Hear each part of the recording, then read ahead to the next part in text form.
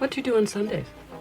We talk about Cate Blanchett, the acting, the costumes, the awards, but mostly the Blanchett of it all.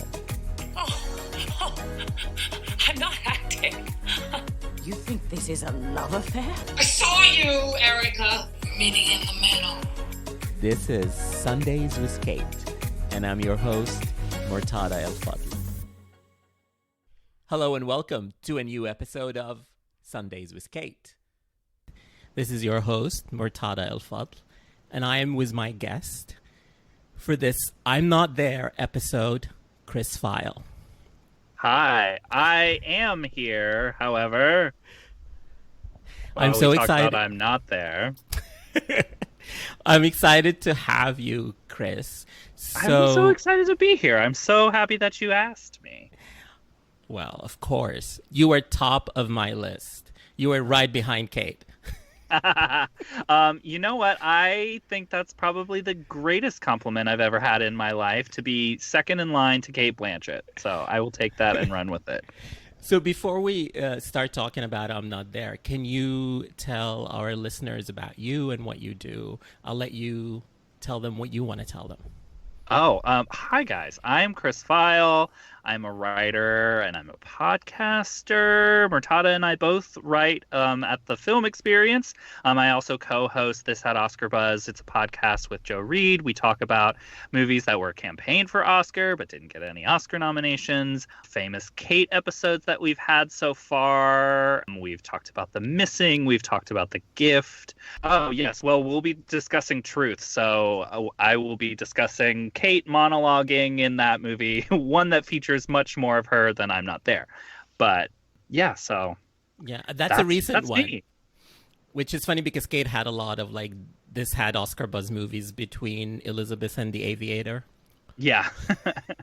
And that's after that period. But like, yeah, we've talked about on that podcast. I'll be really excited to listen to you guys talk to some of that period of movies that kind of, at least in our consciousness, blur together. It's a lot of like just her face on posters.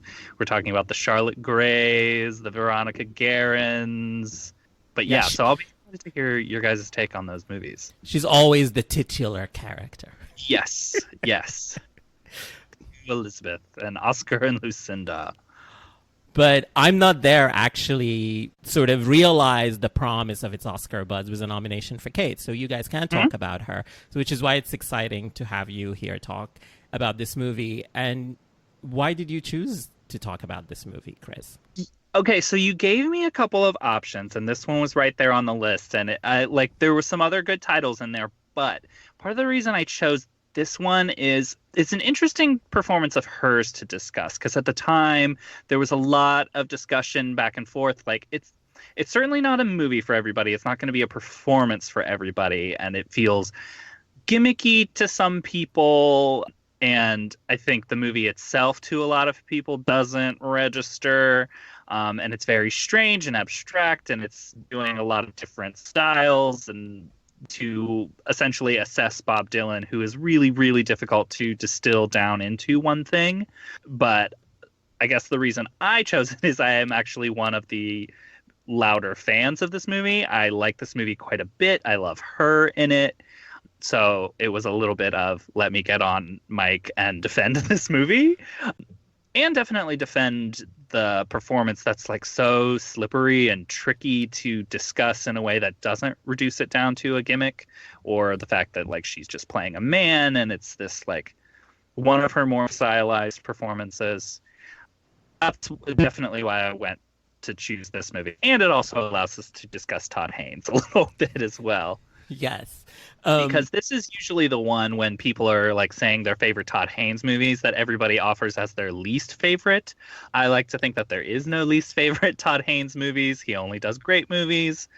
I actually will disagree. There is a least favorite Todd Haynes, and it is without a doubt Wonderstruck. Oh, that's fair. That's fair. I guess I was even forgetting Wonderstruck. I would even defend Wonderstruck. I like ultimately where Wonderstruck goes if it's a little boring in the middle. But yeah, that's actually probably right, that Wonderstruck would be a lot of people's least favorite. But we're here to talk about Todd Haynes' 2007 film, I'm Not There, which is about the life of Bob Dylan. So 6 characters embodied by 6 different actors play different aspects of Bob Dylan's life and work.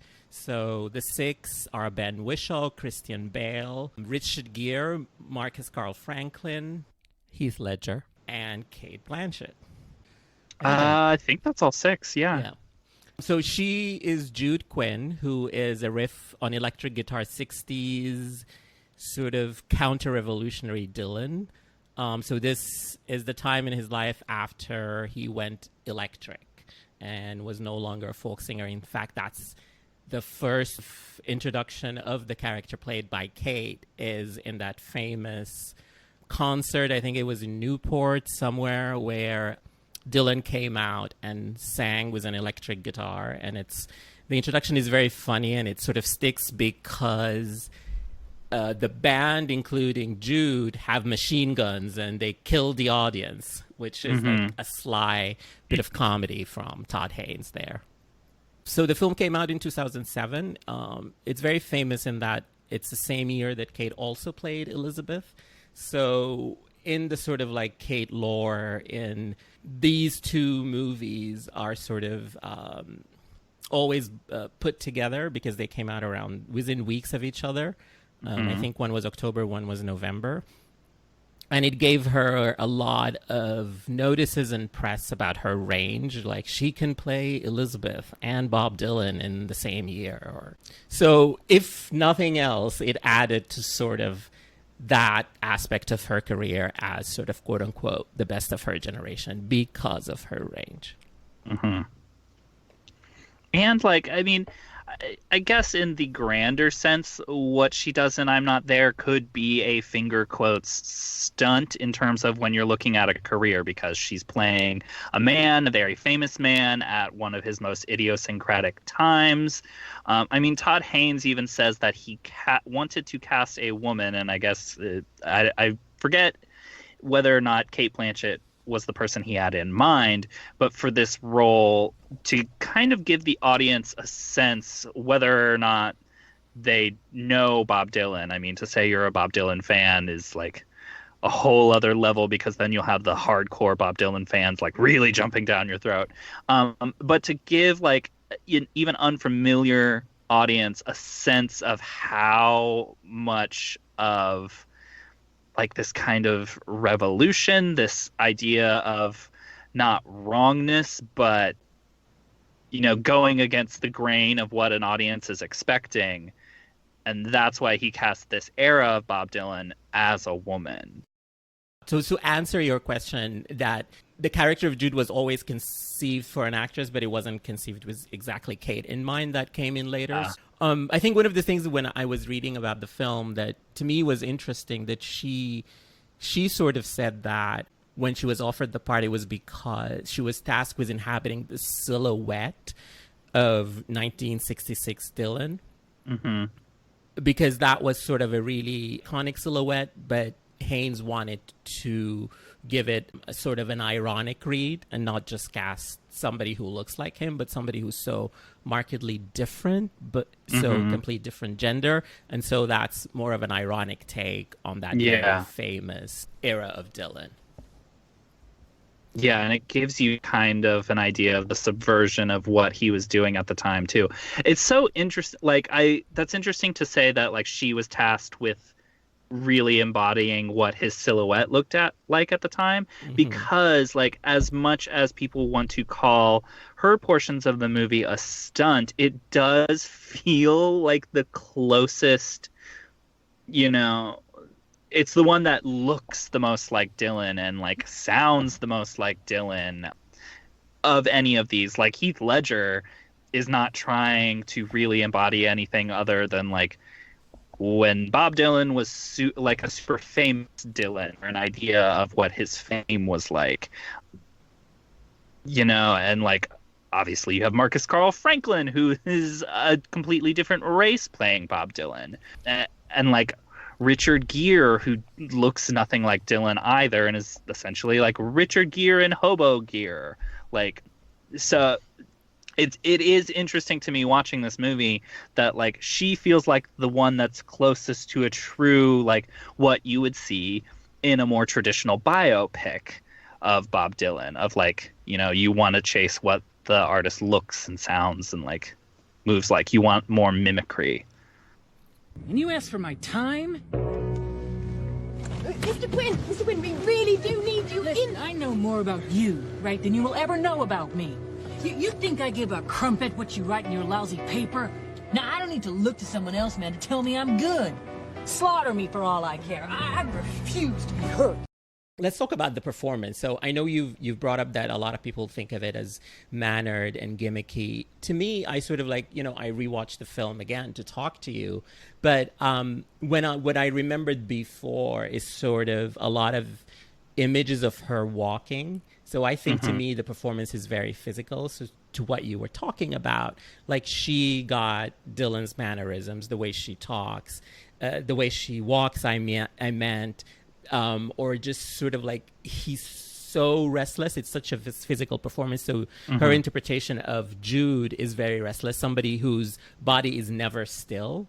And that's sort of what makes her, to me, very watchable in that. But it's also the flip side of that is people can say it's an affectation.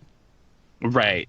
I mean, if anything, like her Jude is most still when Jude is being on and performing this whole other persona.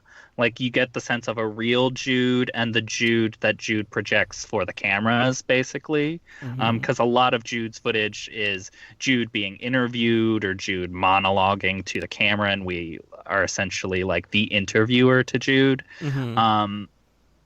But yeah, like I think even if maybe if we watched it side by side with a true Dylan, what like her performance feels so physically complete that it at least convinces us that she's doing a version of Dylan, even if it's not exactly like it, you know, like it feels very like real, like from the feet up, this full performance.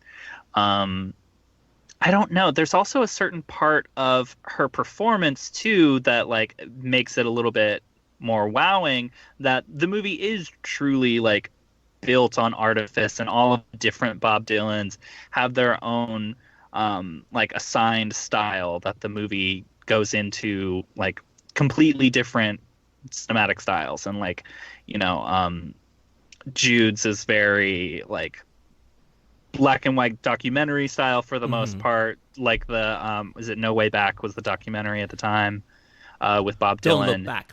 Don't Look Back.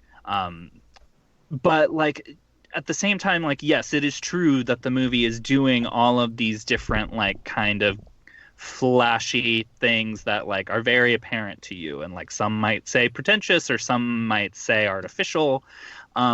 But I think that her performance, when you are actually just watching it, once you get over the shock of a woman playing Bob Dylan, it feels so natural, and like all of her physical mannerisms do feel organic to what the composition of the character is. Yeah. I mean, you know, I went and read some of the reviews, and I really like what Jay Hoberman said in The Village Voice about the performance and about Haynes himself. He said, like, you know, Haynes is not a natural filmmaker. I'm paraphrasing. But sort of what he asks of Franklin and Blanchett is what makes this movie interesting. So because they blatantly alienating the audience by not being like Bob Dylan, and sort of that adds to this what Haynes wanted to the reaction he wanted to get out of people. Yeah. I think that alienation is an interesting idea, and especially when you're talking about the genre of this movie, like musical biopics are usually like kind of like comfort food movies, you know, like you know the formula that they're supposed to follow, like it follows kind of the emotional journey of the artist that we most know them for, and like we get to have like easy satisfaction by like being told the story we already know. And this movie is very uninterested in doing that. And I think even some of the performances, like alienating is very an interesting word choice, because I think of even like Christian Bale, who's probably doing his version of a literal Bob Dylan impersonation, but he looks nothing like him. So it's very like strange to watch in a way that, like, I think because of what Todd Haynes is going for, makes you really kind of grapple with the artist himself, who is very hard to place. So it's like, how do you define someone who is not easily defined? But Cate Blanchett, on the other hand, is like the most, like, the thing that you can grab onto the most because it feels the most real. And I think by design. Yeah, I mean, I really love this performance. I've always liked it. You know, I didn't see the movie when it came out. 2007 is my sort of missing year in movies. I don't know what I was doing, but I look back at 2007 movies, and all these movies, I didn't see them when they were released. I saw them years later. I guess I was busy that year. So I saw it maybe like a year later or something like that. But it always stayed with me because Cate is somebody, I love her for the way that she can take a character and make them real, but also at the same time, I think there is always artifice in what she does. She's someone very concerned with how she looks in the frame. Yeah. This comes most evident when she works with Haynes, because he's also somebody concerned with the mise-en-scène and using his actors within the frame to sort of get a tableau and not just an effect. So, and this movie is like that. Her performance is like that. She does mimic Bob Dylan in the 60s, but it's also completely not real. Not just because she's a woman and he's a man, but because everything is the way she walks around, the way she sits and slumps. Everything is never relaxed, but also that's what makes it great. It's the character is not relaxed, but the actor is giving you what you need to sort of enjoy the frame. And it's like the most honest way to capture Bob Dylan, because Bob Dylan, like, you think of his music, especially his earlier music that this movie kind of tracked, or the first like few decades of his career, and it's like it feels like so authentic, especially to the time of music, but also at the same time as a person. Bob Dylan's a bullshit artist. Like he's a liar. He is like intentionally provocative for the sake of like being combative sometimes, but also actually affecting change at the same time. So yeah, like there's something about, you know, that tension between the real and the not real that makes the movie exactly what it needs to be in order to like be an authentic portrait of Bob Dylan as a person and as an artist. Yeah. So we talked about Cate, and we touched a little bit on Bale and Heath Ledger. But do you think all the 6 personas of Dylan work? Do you like all the performances? I personally do not like Heath Ledger in this movie, and not just because he's just playing himself, but I think that's the least part that moved me, even though I really like Charlotte Gainsbourg in the same part. But it's sort of, that's like the traditional biopic, sort of like just following a marriage disintegrating, where everything, all the other 5 you feel are a riff on what it means to do a biopic. So where do you stand on the other performances? I mean, it's interesting. I think to a certain degree how much I like them is how, to the degree that it's actually interested in Bob Dylan, and I think probably Richard Gere is the least interested in. That's the portion that's least interested in Bob Dylan, and like I don't think really Richard Gere has much to do. So maybe that's why he's my least favorite. Heath Ledger, it definitely feels like Todd Haynes might be playing with the type of celebrity that Heath Ledger had around the time that this was filmed. This is, of course, this is the same year as The Dark Knight being released, correct? No, this was released the year before. This was the last film released while he was still alive. But still very kind of like our mind goes to the type of fame that Heath Ledger had at that time. I actually really like Ben Whishaw in this movie, especially if you want to see, I mean, like, he's a pretty, like, good Bob Dylan in terms of, you know, looking and sounding and behaving like that character. but like he doesn't really have his own. He's the one that's featured the least. You know, he's just in those like kind of interview clips. Mm-hmm. Yeah. But he's really good. Christian Bale, I go back and forth on. Like, I feel like for an actor that does a lot, you want to talk about gimmicks, and like he does like different things with physicality and sound, and it's like he clearly tries to nail the sound of this version of Dylan and like a hostility almost. And he also is when like Dylan found Jesus. Yeah. But like Christian Bale, sometimes I watch this movie because I've seen it probably a dozen times now, and I'm like, maybe Christian Bale is actively bad in this movie. But I don't always feel that way. But it's definitely Cate at the top without question. I don't think Christian Bale is bad per se, but I think he's the only one who's not having fun.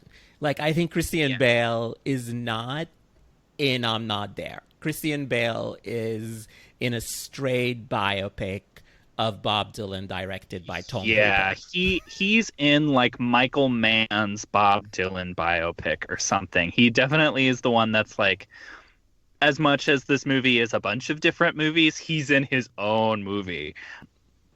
Which is funny because I think the part that is a straight biopic is the Heath Ledger part. It's not the Christian Bale part. So there's like a disconnect there. But it feels like more of Charlotte Gainsborough's story, which I'm glad you brought her up because she's really good in this movie as well. But obviously she's not playing Bob Dylan. Yeah. No, she's great. I remember like the first time when I saw it years ago, she was my takeaway. It's like, oh, wow, you know, Cate is amazing and the best performance, but also, wow, Charlotte Gainsbourg, well done. We should also mention Julianne Moore is essentially playing a version of Joan Baez. Yeah. If you've ever I think it's even a riff on a particular interview, which if you see it, it's actually her performance is kind of funny for like the tics that she picks up from Joan Baez. What is it an interview from a documentary? I forget. I've seen it before because I remember someone sending it to me like, this is what Julianne Moore is doing, but I honestly couldn't tell you where to find it on YouTube. And then I saw it and I was like, oh my God, that's hilarious. But I think Michelle Williams is playing a riff on Edie Sedgwick. Yes. They mentioned something about Warhol. Mm-hmm. And she's very fun, if a little mannered, I have to say. She is fun, but also I don't think she has as much control of her instrument as she has now, which is amazing because when she played Gwen Verdon recently, she was so fantastic. And I think she's, and I'm happy like in a decade, she's gotten so much better. True love. Here in the land of Charles Atlas and the bomb. Oh, fuck off. She's been kind of uptight lately. Oh, she has. Oh, I see. Yes, in fact, if you'd like to know, it's been complete shit. Angelina's been missing for 4 days. Her cat. Judy knows who Angelina is, don't you, Judy? If you're asking if I remember your little pussy, of course I do. Charming. She has the sweetest little pussy. We forget that Cate Blanchett and Michelle Williams have been scene partners before. I know nobody ever talks about that in sort of like actresses who acted together. It's forgotten, maybe because Cate is playing a man. Movie at that. Yeah. And Cate and Julianne Moore have been in 3 movies together, but I think they only shared scenes in the first movie, the one with Rupert Everett, that An Ideal Husband. Oh, An Ideal Husband. That's right, because they also had this, and they have The Shipping News. Yes. So, yeah. But also, people don't really talk about them being in movies together because it was a long time ago. And they are the 2 actresses who have worked with Haynes more than once. Mm-hmm. I guess Michelle Williams now, too, because she was in Wonderstruck. The beloved Wonderstruck, as we have mentioned before. So one point that came to me a lot as I was watching this, I'm not really a huge fan of this movie, but one thing that made it land better with me this time that I was watching it is sort of the recent corporatization of the music biopic with movies like Rocket Man and Bohemian Rhapsody. And yesterday, it sort of makes you appreciate this riff from Haynes on the music biopic. Do you think that? I mean, 1,000,000%. It was one of the reasons why, like, this was the movie that I wanted to talk about a little bit. I mean, even though this has nothing to do with Cate, but like, I think there is a certain element that, like, if this movie had come out this year, even, people would be way kinder to it. I mean, I think even like Rocket Man this year got a much freer pass simply because it tried to do something a little different. It's more of a musical than it is a traditional straightforward biopic, even though it is still that. And it's also coming off of Bohemian Rhapsody, which is obviously very well loathed, even though it is also very popular. Yeah, I mean, I think it really goes against the grain of what a traditional biopic is, especially in a way that is really in tune to who this artist fundamentally is, that I think is really interesting, that the movie should have gotten more credit for it at the time.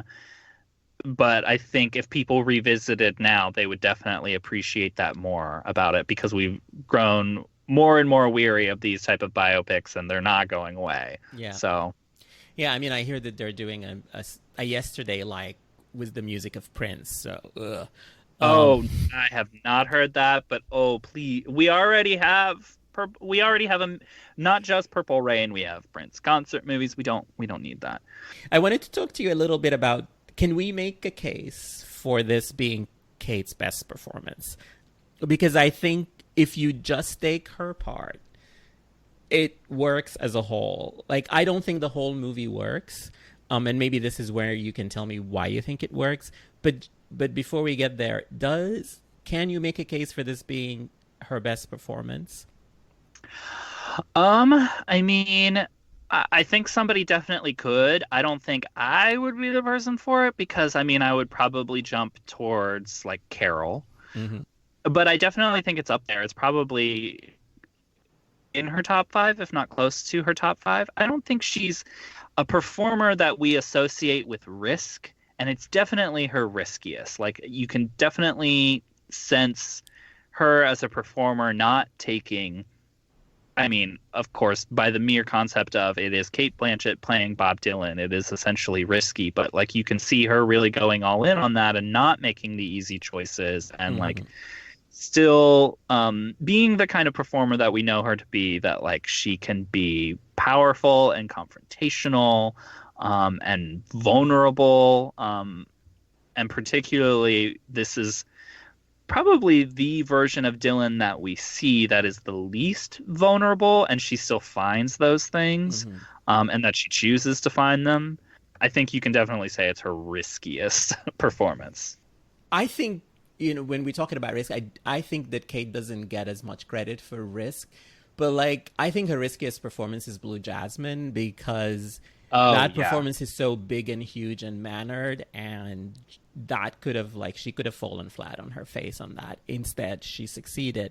Cate was definitely singled out as the standout performance, not just with awards, but with critics. Like, I'm reading these critics, and almost every single critic who wrote about I'm Not There says a variation of that's the performance that works. So beyond sort of like the gotcha gender bending aspects of the performance, was she singled out because her part of the movie is the one that works? And why do the other parts maybe not work as well? Why do you think? I think the movie itself doesn't work as well as I think it does if she's not as amazing as she is. And because it is structured for this time period, obviously one of Bob Dylan's most famous time periods. The movie itself kind of hinges on her segment in a way that, like, at least pieces of the others feel a little more extraneous. Like, this is the central piece of the movie, so like, it does rely on her to be that good, and she is that good. I definitely think that it's warranted that every critic is talking about her performance when they talk about this movie, because she's that good, but she's also that integral to the movie working. Yeah. So what are some of the scenes that I like? Like when I remember this movie, I remember images of her, but now that I've watched it again, I sort of like think the press conference scene is such a standout, and she's so great. Just forget what is being said, which is, I think it's a thesis of the film, but just sort of the way she like fidgets for a cigarette or asks for it to be lighted. Just the physicality of that scene is something that's great. What are some of the scenes that you like for her? I mean, it's almost like a fourth wall breaking. Everybody talks about the final shot of Carol where like she's essentially looking into the camera and it's memed to death, but like she also does it in this movie too. Or at least I'm positive it's not the last shot of the movie, but it's her last shot. She's just done some like little mini monologue that's like very introspective and like revealing of who Bob Dylan is as a person, and she looks into the camera and there's this flash of it at the end that is breaking down the artifice of the character to where it's like it's almost like you have a moment with Kate. And there's something essential about that I maybe won't describe all that well, but like this is a biopic about somebody who adopted several different personas, and to see that break down is so smart, and to like have the and of course it's like Cate Blanchett, and it's like when we're watching it, it's like we're watching this character and then all of a sudden we're having this like private moment with Cate Blanchett where she just smiles at us. So it's like it's also a diva worship thing. But yes. It's so like it's like this like spark, like you feel it in your gut of like the actress thing, but it's also like the movie's thesis kind of clicking into place in a way that like is just magic on the set that happened to be caught on the camera, you know? Yeah. That's the little brief moment I think of when I think of this performance. Yeah. Yeah, you described it well. I love that moment too. I also like sort of the meeting in the car between Jude and Ginsberg. David Cross as Allen Ginsberg. That's her funniest moment. It's sort of just the way that she's so excited to meet Allen Ginsberg, but a little perplexed by him. I love that scene too. It's interesting to see how she plays Jude as like awed and like kind of wowed by Ginsberg, which of course like that's who Ginsberg was at the time, but like rather than being like this kind of nervous version, like she kind of relaxes into it, like she just experienced something euphoric. It's interesting, and like you said, it's funny.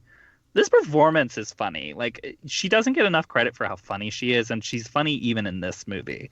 Yep, she is. If I had a note to give her, look at me trying to give Kate notes. I would say she says man a lot. And I don't know, it sort of bothered me a little bit, maybe because she's a woman playing a man, and she kept saying man, and I don't know, is that an affectation? Was it in the script? Is that, I have no knowledge of Dylan, especially, so I don't know if he said man a lot, but I have to say, she said it as Jude a lot, and I always be like, snap up, and I'm like, okay, why is she saying man again? She says it with this drawl, though, that like I could just listen to her say it all day. Like, man, like if you put a sound drop in there of her like million mans in this movie. You're right, she says it a lot. But as someone who has been criticized for saying the word like a lot, sometimes that's just who a person is. But yes, like it can be a lot, man. Yeah. So Kate won the Volpe Cup in Venice as Best Actress for this movie, and she was nominated basically for all the awards. She won the Golden Globe in the year that the Golden Globes weren't televised. The writer's strike. Yes. So, we're both sort of award aficionados. So do you think that she could have won more awards if she gave a great speech at the Golden Globes? I mean, maybe. It's still like, as great as I think she is, when you watch this movie, it is bizarre, and it is not, casual viewer friendly. It is not mainstream viewer friendly in a way that I'm still, even with her being Cate Blanchett, shocked that she got as far and was like even considered a front runner until it was like that Oscar category felt like that was such an exciting category because it felt like we didn't know even that morning who was going to win. Yeah. And of course, it was Tilda Swinton that won that, we should say. But like, I'm still kind of mystified that this very strange movie, even for her performance as great as it is, but it's also a very strange performance, got that far. I think another actress might not have gotten nominated. Yeah. I think the performance is great, and she definitely deserved the nominations, but I also think she's Cate Blanchett. Yeah, it speaks to her stature and the way that people consider her, and that they would consider something this out there from her because she's her. Yeah.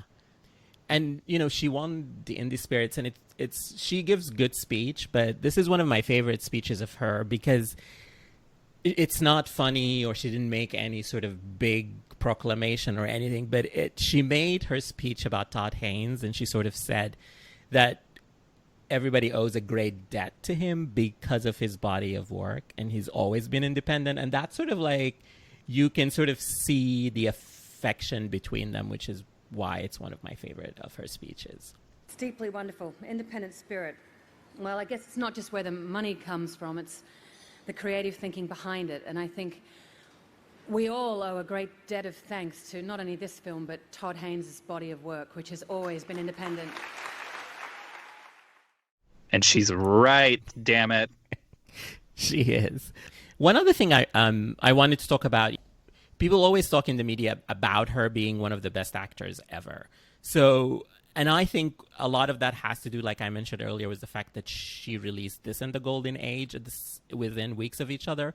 And, nobody talks about The Golden Age. It's sort of like just a meme now.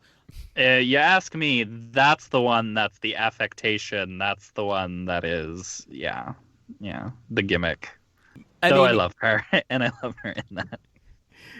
Yeah, agreed. But do you think if she hadn't made those movies within the same year, would people have not thought of her as having the range that they think she has now? Is my theory right? If those movies weren't in the same year, range is something we think about when we think about Cate Blanchett. So, maybe it's, I think your theory is probably right in that it helped her get nominated for I'm Not There, because it probably, Elizabeth the Golden Age probably complimented her to I'm Not There more so than vice versa, because we know what we're getting with Elizabeth the Golden Age, and it's like, that's, to a certain extent, that is a movie star performance for a certain type of movie, for like costume drama is a very campy movie. And then this feels like the subversion of that. So I think, at least in terms of like a career stature and talking about versatility, like, it gets, the points of that go to I'm Not There, not Elizabeth. Yeah. Because she's always been very apprehensive about movies. She, obviously, you hear her talk, she loves theater much more than movies. She always talks about the theater. But between 2006 and 2008, she did, I think, 7 films in 3 years. So these 2 plus the 3 from 2006, which is Notes on a Scandal, Babel, and The Good German. And then she did Indiana Jones. So some of these movies didn't work, but most of them did. She got 3 Oscar nominations in 2 years, and she was in a big, huge blockbuster. So I think not just these 2 movies, but maybe the combination of these 7 movies together is sort of what got her to this, like, oh, she's one of the greatest screen actors. But then, she went away for another 6 years to do theater and came back with Blue Jasmine. Yeah. And some of that too is like, she was probably you think of some of those directors too. It's like Spielberg, Soderbergh, Iñárritu. She's being courted by these like big name auteurs and big name studio directors too. So like, maybe that has something to do with it. But like, there is even an enormous range in those roles too. So like, if she was going to go that route, she got kind of lucky, and even something like that terrible Indiana Jones movie, she emerged unscathed from that. Yep. She emerged unscathed from that movie and the wig that they asked her to wear. Yeah. I like that performance, but then I am very earnest in my love for Cate. So I like that performance because I think she's the only person on that set that knows what that movie is. you could But say yes. she and Todd Haynes are maybe the two people who best knew what I'm Not There was. Yes, absolutely. I want to just mention this very funny joke at the Oscars that year where she presented an award, and after she left the stage, Jon Stewart made sort of the joke about what we were talking about the rain. She said, not only did she play Dylan and Queen Elizabeth, and all of this was illustrated with photos of her, and then he put a photo of the pit bull from No Country for Old Men, and she's like, that was Cate too. So Jon Stewart was adding to the legend. The myth that is Cate Blanchett. Yeah. I wanted to ask you questions about, we talked about her a lot, but I want to ask you about questions about what you think of Cate Blanchett, since this is a Cate Blanchett podcast. So what was the first time you saw Cate Blanchett in a movie? First time I saw her was Elizabeth, so I would have been like 11 or 12 years old. I know people have different feelings about both that performance and that movie, but like it's just this, and she was already established before then, but like it's such an arrival of a performance in this fully formed performer that's like, who is this person giving this type of work, and not just giving the level of like craft that performance is, but elevating the movie along with it. Yeah, like I still love the original Elizabeth, or the first Elizabeth, I should say. But that was my first time, and it was love at first sight. Same. That's why I'm doing this podcast. Yes. Would you say, I think you mentioned it earlier, so would you say Carol is your favorite performance of hers? Yeah. I mean, for somebody who is still great and great all of the time, or at least most of the time, it's definitely Carol for me. I get people having other options. I just think it's kind of centralizes a lot of the things that I think about when I think about Cate Blanchett, and just the degree of nuance. I don't know if nuance is the thing that people praise her for, and it's every moment of that performance is just loaded with subtext, and it feels real. She feels like this fully composed person, like she can give this whole sense of history to what she's saying with just a glance. It's like, it's a lot of like nebulous things that feel like you can hold on to them and understand this woman, but like when you try to describe them, they sound vague, and the performance is anything but that. Yeah, I am a Carol person. Yeah, I think Like everybody many of who us. loves Cate is a Carol person. Yeah. It is, I think, the pinnacle, which is funny because after she made it, I think she's been lost a little bit in terms of movies anyway. I don't think she knows what she wants to do in movies, because after Carol, She I don't seems think to be like embracing like this sense of movie star a little bit. Not that I think she's necessarily been bad, but maybe she's like doing things like Ocean's 8, where she gets to just like show up and be fabulous and like, you know, add maybe a layer to the myth that's not as exciting, but still, you know, it's still her. Cate is somebody who's thought of as, you know, sort of well, let's say. In fact, some people call her overrated. Do you think she was ever underrated? Like a performance that I think is underrated? Yes. I mean, I don't love Cate doing like European dialects. I'm looking through her work. I think if anything, it's like she does a lot of things that don't necessarily serve her, but she like shows up fully formed and like, yeah, you know, like like she is sometimes the most believable thing about her movies, and they are least interested in her. Like The Missing, my podcast, we did an episode on The Missing, where it's like she's really good, but the movie doesn't really care about her character, even though she's the protagonist. So it's like she's kind of just on her own a little bit. I guess maybe the one that comes to mind in that like when people discuss this movie, they don't discuss her, and they should reevaluate her, even though she was praised at the time, is probably Ripley, talented Mr. Ripley. Yeah. She's really good and brings this really like necessary energy that has this like undercurrent of tension versus the rest of the movie just being like nothing but tension in a way that like we don't talk about that performance enough, and maybe because she's fairly removed from the action of the movie. But I guess maybe that's the one I would say is underrated now. Yeah, maybe she needs to find another Patricia Highsmith story to do next. Yeah. Who is your favorite Cate scene partner? You can't say Rooney Mara because that's the easy answer.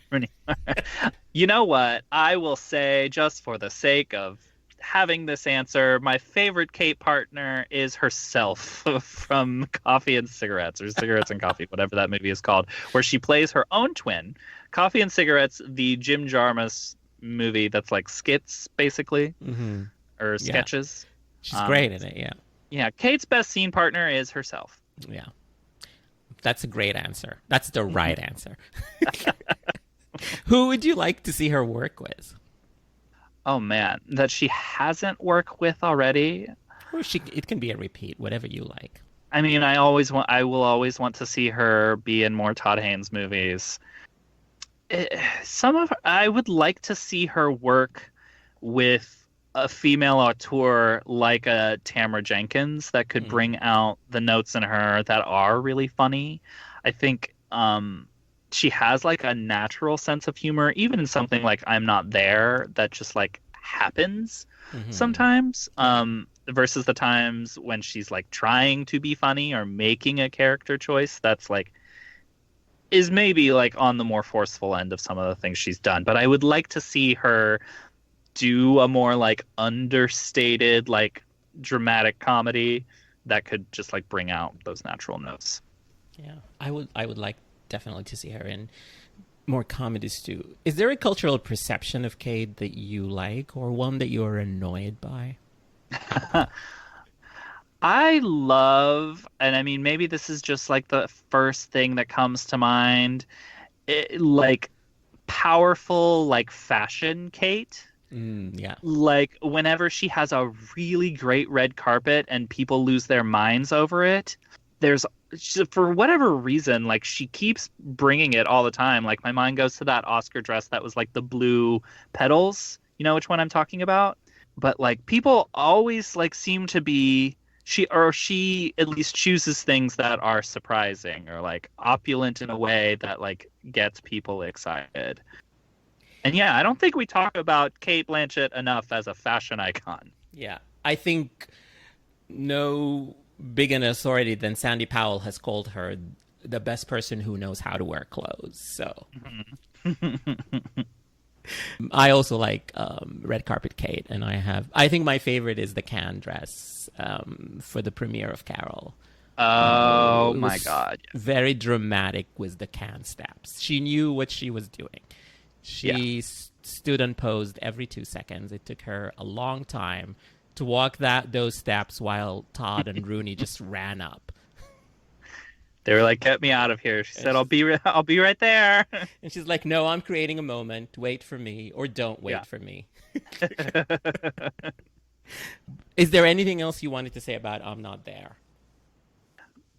I don't know. I think listeners should, if they have not already, go back and revisit it. Not just for Cate, but like in the musical biopic sense. I think they will find it a little bit more rewarding of a watch, particularly in light of a lot of the recent musical biopics we've had and will continue to have.